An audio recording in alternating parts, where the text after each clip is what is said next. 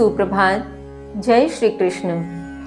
कल अध्ययन किए गए श्लोकों के माध्यम से हमने समझा कि श्री कृष्ण अर्जुन के प्रश्नों का उत्तर देते हुए कहते हैं कि वह योगी जो अपने इस जन्म में निरंतर श्रद्धा पूर्वक अभ्यास में लगा हुआ है, स्वयं को संयमित करने का प्रयत्न कर रहा है, किंतु कभी कभी विचलन को प्राप्त होता है, वह पूर्ण रूप से योग की सिद्धि की ओर अग्रसर नहीं हो पा रहा, किंतु विचलन के मध्य भी वह स्वयं पर इतना अंकुश, इतना नियंत्रण अवश्य रख लेता है कि वह किसी प्रकार से गलत कार्य में लिप्त नहीं होता। तो इस प्रकार का योगी निश्चय ही योग सिद्धि को इस जन्म में न प्राप्त कर सकता हो, परंतु वह पुण्य करने वाले लोकों में निवास करता है। अनेक वर्षों तक वहां निवास करने के पश्चात वह योगियों के, पवित्र आत्माओं के, पुण्य आत्माओं के, परम बुद्धिमानों के घर में जन्म लेता है, उन कुलों में जन्म लेता है, और निश्चय ही इस लोक में इस प्रकार का जन्म अत्यंत ही दुर्लभ है। यह बहुत ही सौभाग्य से प्राप्त होता है, बहुत ही दुर्लभता से प्राप्त होता है। इसी क्रम में आगे श्री कृष्ण क्या कहते हैं, आइए जानते हैं। श्लोक संख्या 43। तत्र तं बुद्धि संयोगं लभते पौर्वदेहिकं यत् ते च ततो भूयः संसिद्धौ कुरु नन्दन, संसिद्धौ कुरु नन्दन।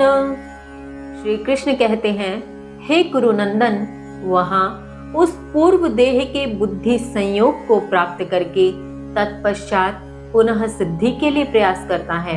भावार्थ, यहाँ श्री कृष्ण कहते हैं कि जब वह योगी जो योग की सिद्धि को प्राप्त नहीं कर पाया था, किंतु योग के प्रति पूर्ण श्रद्धा से मगन था, पूर्ण श्रद्धा से तत्पर था, ऐसा योगी जब पुण्य आत्माओं के, पवित्र आत्माओं के घर में जन्म लेता है, तो वहां वह उस पूर्व देह के बुद्धि संयोग से उसका तादात्म्य हो जाता है, उस पूर्व देह की बुद्धि के संयोग को प्राप्त कर लेता है।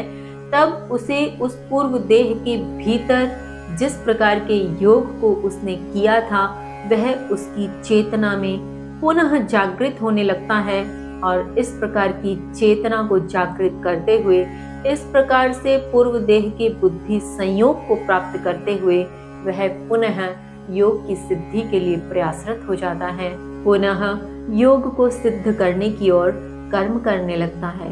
इसी क्रम में आगे श्री कृष्ण कहते हैं, श्लोक संख्या 44। पूर्वाभ्यासेन तेनेव क्रियते ह्यवशोऽपि सः जिज्ञासुरपि योगस्य शब्दब्रह्माति वर्तते, शब्द ब्रह्माति वर्तते। श्री कृष्ण कहते हैं, निश्चय ही वह स्वतः भी पूर्व के उस अभ्यास से ही आकर्षित होता है। जिज्ञासु भी योग के शब्द, ब्रह्म इत्यादि अनुष्ठानों के परे चला जाता है। भावार्थ, यहाँ श्री कृष्ण उस योगी की पराकाष्ठा के विषय में कहते हैं कि वह योगी निश्चय ही अपने पूर्व के अभ्यास से ही आकर्षित होता है, क्योंकि उस आत्मा का मूल स्वभाव उस योग के प्रति सतत अभ्यास रहता है। तो वह आत्मा जब भी इस प्रकार के पुण्यात्माओं, पवित्र आत्माओं के घर में जन्म लेता है, तो वह आत्मा अपने पूर्व के अभ्यास से ही आकर्षित होकर पुनः उस सिद्धि हेतु प्रयासरत होता है।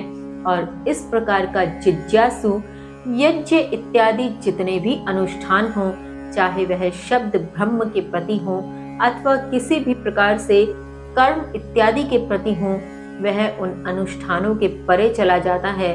उसके लिए वह कर्म से भी ऊपर उठकर उस योग की सिद्धि की ओर अग्रसर होने का मार्ग प्रशस्त होने लगता है, और इस प्रकार से वह आत्मा योग की सिद्धि की ओर, परम स्थिति को प्राप्त होने की ओर अग्रसर होता है। इसके आगे श्री कृष्ण क्या समझाते हैं अथवा क्या बताते हैं, जानेंगे कल। तब तक के लिए जय श्री कृष्ण।